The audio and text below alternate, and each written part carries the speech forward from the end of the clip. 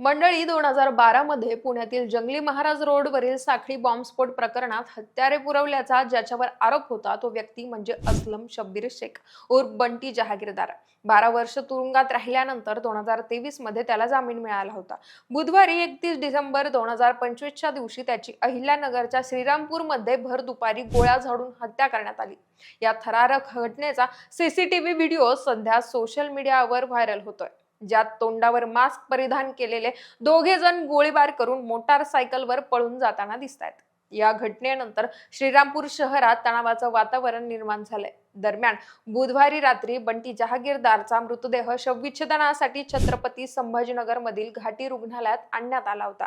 त्यावेळी देखील अहिल्यानगर पोलिसांसह शहर पोलिसांनी कडेकोट बंदोबस्त केला होता.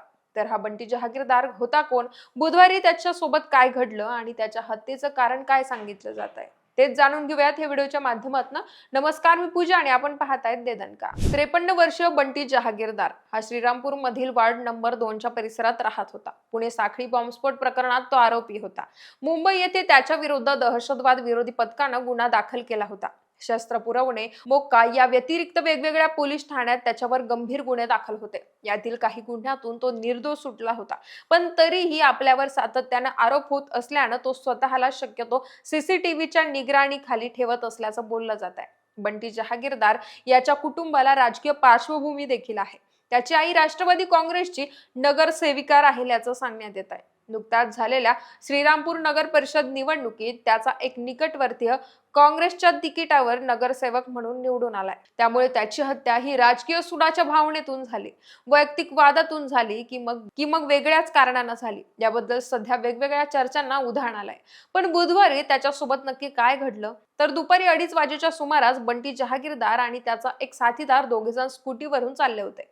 कॉलेज रोडवरील कब्रस्तान मधील अंत्यविधी आटोपून ते सेंट ल्यूक हॉस्पिटलच्या अलीकडच्या गेट समोरून जात होते. त्यावेळी त्या परिसरात आधीपासूनच दबा धरून बसलेल्या 2 अज्ञात हल्लेखोरांपैकी एकानं दुचाकीवरून चाललेल्या बंटी जहागीरदारला पाठीमागून दगड मारला. दगड मारल्यानं बंटी जहागीरदार मागच्या मागेच गाडीवरून उतरला आणि मारलेला तोच दगड परत हल्लेखोरांवर फिरकावला. त्या क्षणी हल्लेखोरांनी त्यांच्याकडील पिस्तूल काढलं आणि जहागीरदारवर गोळीबार केला. त्यात 2 गोळ्या छातीत, 2 गोळ्या मांडीत व पायात घुसल्या, तर 1 गोळी पोटात घुसली आणि 1 हाताला चाटून गेल्याचं बोललं जात आहे. या हल्ल्यात स्कूटी चालवणारा जहागीरदारचा साथीदार अमीन पिंजारीही जखमी झालाय. गोळीबाराचा आवाज होताच परिसरात एकच पळापळ झाली.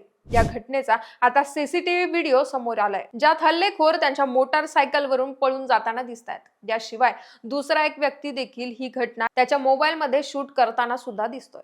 बंटी जहागीरदारवर गोळीबार झाल्याची घटना श्रीरामपूर शहरात वाऱ्यासारखी पसरली आणि एकच खळबळ सुद्धा उडाली होती. घटनास्थळी उपस्थित असलेल्या नागरिकांनी बंटी जहागीरदारला उपचारासाठी कामगार हॉस्पिटलमध्ये सुरुवातीला दाखल केलं होतं, पण सिरियस असल्यानं त्याला पुढील उपचारासाठी अहिल्यानगर मधील खासगी हॉस्पिटलमध्ये हलवण्यात आलं, पण त्या ठिकाणी उपचारापूर्वीच त्याचा मृत्यू झाला होता. दरम्यान कामगार हॉस्पिटलमध्ये प्रचंड मुस्लिम जनसमुदाय जमा झाला होता. लोकांच्या संतप्त भावना पाहता तातडीनं पोलीस प्रशासन हॉस्पिटलमध्ये दाखल झालं आणि परिस्थिती आटोक्यात आणली. यावेळी काँग्रेसचे नगराध्यक्ष करण ससाणे, नगरसेवक मुजफ्फर शेख यांच्यासह त्यांचे कार्यकर्ते देखील मोठ्या संख्येने जमले होते.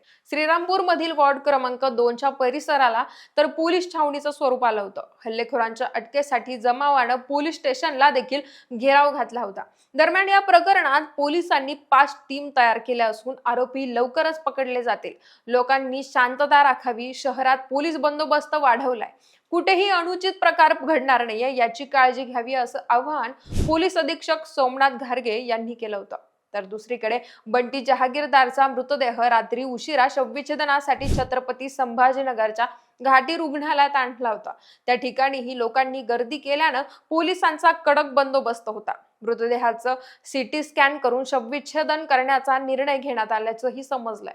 तर बंटी जहागीरदार याची हत्या ही राजकीय सुडामधून झाली असून ही हत्या पूर्वनियोजित होती.